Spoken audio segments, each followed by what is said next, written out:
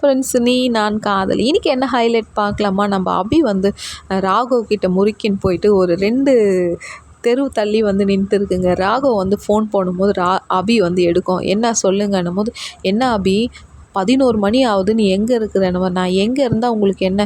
என்ன நீ உங்கள் வீட்டுக்கு போயிட்டியா? ஆமாம், அங்கே தான் இப்போ தான் நீங்கள் எழுதி வாங்கின்னு இருக்கிறீங்களே என் வீட்டுக்கு போகக்கூடாது. என்ன பண்ணுறது, நான் வந்து புட்லினில் இருக்கிறேன் போது, ஏன் இவ்வளோ நேரம் நீ ஆஃபீஸில் இருக்கிற?